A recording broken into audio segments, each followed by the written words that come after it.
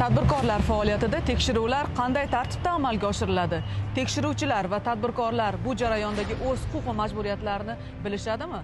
Mana shu savollarga javob topish maqsadida bugun bir tadbirkorlik subyektida bo'lib o'tadigan tekshiruvga tashrif buyurdik. 100 marta eshitgandan 1 marta ko'rgan afzal.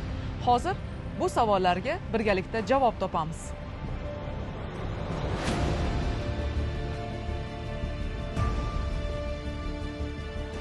Assalomu alaykum. Assalomu alaykum. Korxona rahbari siz bo'lasizmi? Da, manman. Bizga murojaat qoldirgan ekansiz. Men biznes ombudsmani vakiliman, yetakchi inspektorman. Ismim Hasan. Bular Savdo sanoat palatasidan Dilnoz opa. Ayni maqsadga keldinglar. Tekshiruvdan kelishuvmi? Endi kelishuvdik. Buyrug'ingizni bitta ko'rsak bo'ladimi?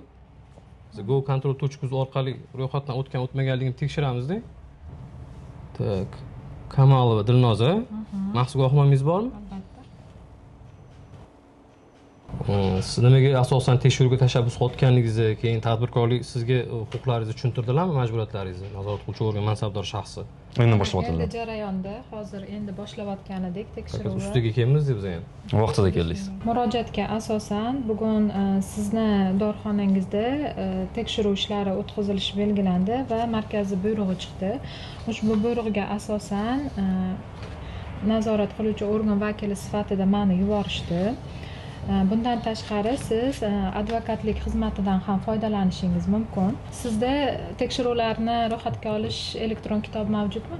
Yo'q, mavjud emas. Bo'lmasam sizga ushbu kitobni hozir ochamiz va siz bundan keyingi tekshiruvlarni ham ko'ra olish imkoniyatingiz mavjud bo'ladi. Hamda tekshiruvchi organ kelayotganda sizni telefon raqamingizga xabar keladi. Nazorat qiluvchi organ tomonidan tekshiruv buyurilganligi to'g'risida. Nodir aka, hozir sizga bu mansabdor shaxsimiz o'z buyruqlarini ko'rsatdilar. O'zi siz xabaringiz bormi? Mana shu qaysi hollarda o'z hududingizga qo'ymaslik huquqiga egaligingiz to'g'risida? Bundan xabarim yo'q. Mana hozir buyruqlari belgilangan tartibda rasmiylashtirilmagan bo'lsa, keyin bu haqida biznes ombudsman xabardor qilinmagan bo'lsa, tekshiruv haqida, keyin maxsus guvohnomalarni ham ko'rsatib o'tib ketdilar. Maxsus guvohnomalari bo'lmagan taqdirda tekshirishlarni elektron ro'yxatga olish kitobi to'ldirilmaganda siz o'z hududingiz qo'ymaslik huquqiga egasiz. Buni qatdan tekshirib ko'rsam bo'ladi? To'ldirilgan, to'ldirilmagan jurnalni.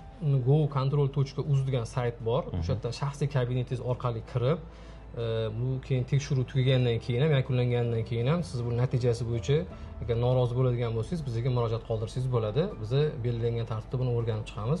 Tadbirkor subyekti tekshiruvlar faoliyatida tekshiruvlar bo'lsa, agar tadbirkor savdo sanoat palatasiga a'zo bo'lsa, shu vakillarini jalb qila oladi tekshiruvga huquqiy yordam sifatida.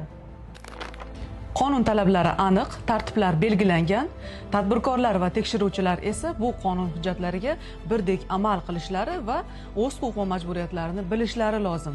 Biz esa tadbirkorlar huquqlarini himoya qilishda davom etamiz.